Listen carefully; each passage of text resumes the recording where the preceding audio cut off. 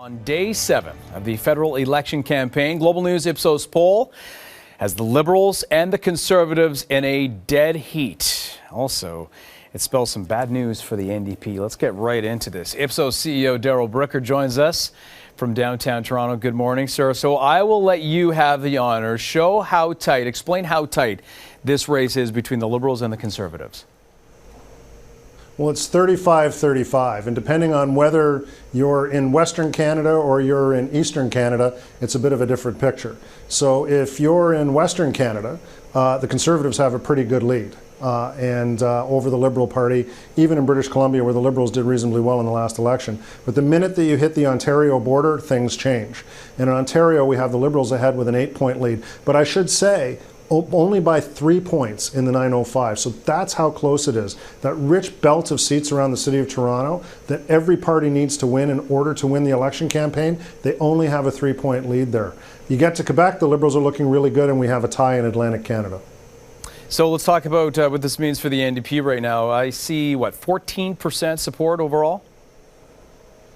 Yeah, 14% overall, but they're reasonably good outside of the province of Quebec. I mean, they're definitely still in it in the province of Ontario, and definitely still in it, particularly in British Columbia, where they hold the provincial government. So there is potential for the NDP to surprise on election night, not by winning, but by winning enough seats that in a potential minority government, they could have the balance of power. But of course, they're in a bit of a dogfight with the Green Party right now. And it's interesting as well. It leads to the bigger question of whether it's because the Green Party has done so well over the past few years. Elizabeth May has had a couple campaigns under her belt. Or whether the NDP is sort of just falling apart. Because when you look at some of the big issues that Green Party is obviously dealing with, the environment, climate change, big issue for Canadians right now. What is it? Is it the NDP's failing, or is it the Green Party's success? Well, it's a combination of the two things. I think that with the new leader of the NDP, particularly given that they've had two pretty high-profile leaders, especially one in Jack Layton, that really elevated them, leadership was an important aspect to selling their party to a broader group of Canadians than just their core vote. And Mr. Singh is a new leader, and he's got a big job to do. As you mentioned before, Elizabeth May is the veteran on the political stage right now. She's had some time to build up some appeal. People know who she is. If you're a progressive voter, she's somebody that you're going to want to take a look at. But the interesting thing with the Green Party is that they always tend to poll better than they perform. So we'll have to see if this time around that's really the case. So they could win a few seats here and there and also be a spoiler in a number of others. So let's get to some of these other numbers, because this is interesting as well. Liberal leader Justin Trudeau's approval rating seems to be going up. Last month it was at 36%. Now it's at 44%. What do you make of that?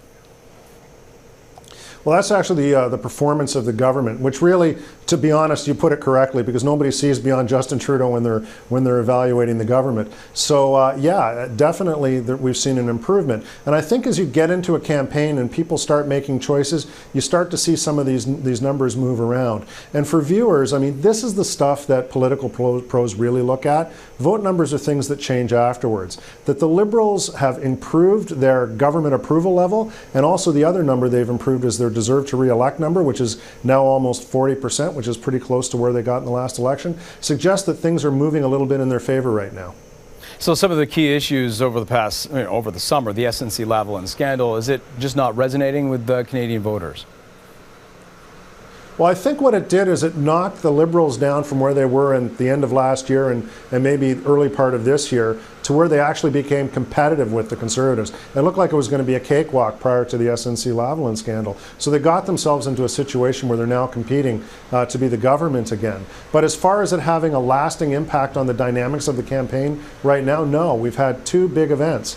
The Ethics Commissioner report and the day of the kickoff when the big story broke about the RCMP investigation, and the numbers really aren't budging. In fact, the Liberal numbers have moved up a bit. Well, obviously, with a short campaign, every week is vital, but I would think that this week is incredibly vital to set the tone with the margin basically zero right now between the two leaders. Well, Anthony, nobody's broken out. What it looks like is a couple of SUVs stuck in the mud, kicking up a lot of mud and springing it all over each other, but nothing really moving in terms of overall voter support. So yeah, at some point something's got to break, or we're going to stumble this way all the way through to Election Day and probably be in the position where we're going to be looking at a minority government. We'll see. All right, and we'll be there every step of the way, and we'll be speaking to you throughout the campaign. Darrell Bricker, thank you so much for your time this morning.